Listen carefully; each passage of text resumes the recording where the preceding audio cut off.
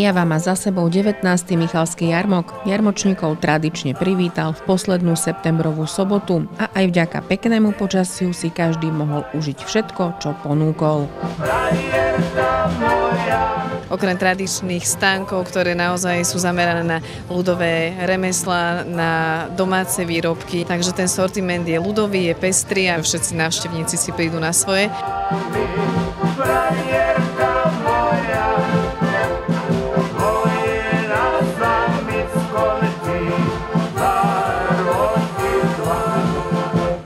Chcem vás tu všetkých srdečne v svojom mene, ale hlavne v mene mesta Myjava privítať. Vy ste sa Myjavci doma cítili dobre, návštevníci Myjavy na Myjave ešte lepšie, aby ste sa sem potom vracali.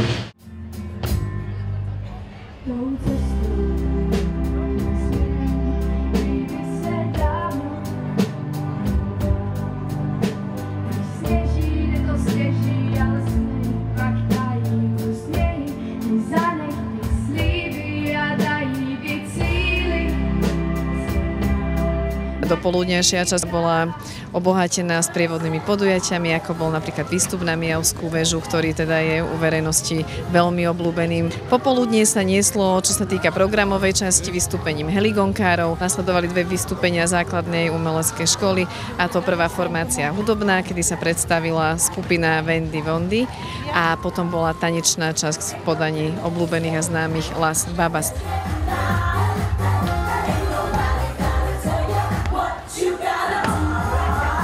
Po 12. krát bola súčasťou jarmoku aj kopaničiarska oblastná výstava zvierat.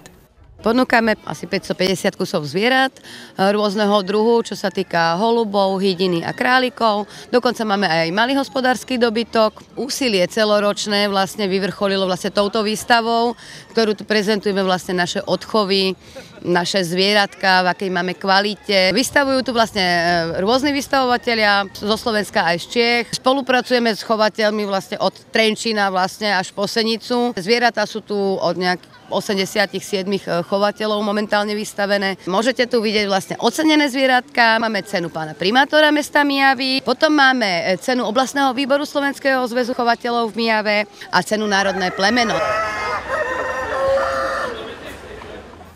Na Michalský jarmok zavítali ľudia z blízkeho i vzdialenejšieho okolia. Cestu si sem našli aj 2 návštevníčky z Argentíny, ktoré sú na návšteve u príbuzných v Starej Turej. Buenos Aires sú členkami Slovenského kultúrneho spolku, ktorý v budúcom roku oslávi už 100 rokov a po celý čas zachováva kultúru a tradície svojich krajanov.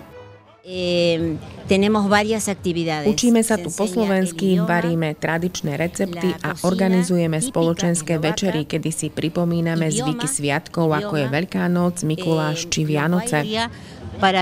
Máme tam aj skvelú profesorku, ktorá nám rozpráva o histórii a šíri povedomie o krajine našich predkov aj medzi naše deti. Milujeme Slovensko a kultúru nosíme hlboko v srdci.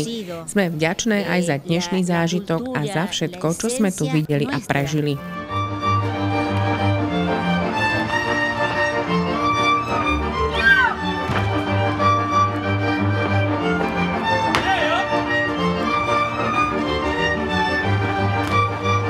Ďalším vlastne bodom programu je vystúpenie folklórneho súboru Kopaničiar, ktoré býva obľúbené každý rok viac a viac. No a potom tradične nasleduje kopaničiarske majstrovstvá v jedení slivkových gulí. Tie mali tento rok pozmenené pravidlá. Základné kolá boli 2. Prvé bolo určené pre návštevníkov s časovým limitom 2 minúty.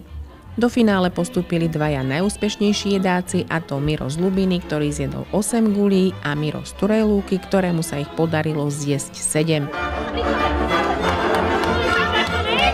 V druhom základnom kole si síly zmerali členovia folklórneho súboru Kopaničiar, kde do finále s 9 zjedenými slivkovými gulami postúpil Peter.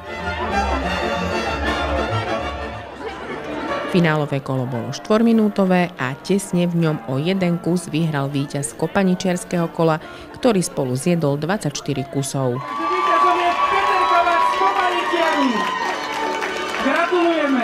Čo Čo sa týka tej programovej časti neskôr večer, tak o 17.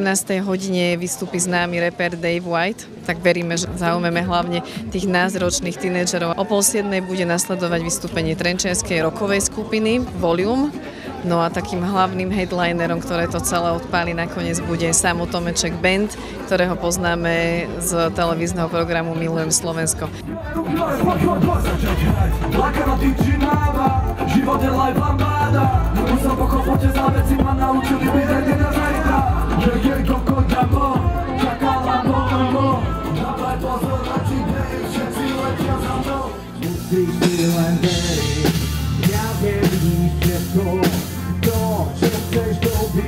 No nebude to ľahké skúsiť ťa voľniť, osúdu sa zhodniť, chvíľku musím zmeniť, nechať ťa na iba ťa musím vedieť. Som strašne rád, že nám dneska neprší a že sme tu dneska spolu a že si užijeme tento krásny večer. Zbožňujem jarmoky. Že tu je veľa skvelých ľudí, že sa združujú, že sú tu v podstate dneska od rána, čo som počul. A že aj keď je horšie počasie, tak stále tí ľudia sú. A my sa snažíme prinášať vždy také najkrajšie počasie, aby sa ľudia mali čo najlepšie.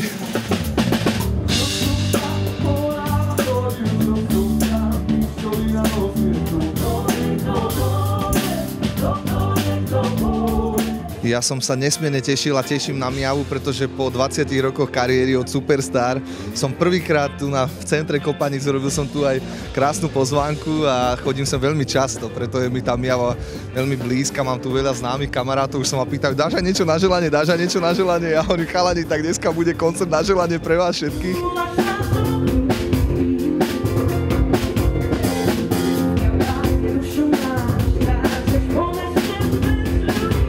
Na Miavu chodím minimálne tak 2-3 krát za mesiac, tak sa veľmi, veľmi teším, že môžem konečne na tom stage stáť a že už je tu tá aparatúra, že môžem pre Miavčanov spievať.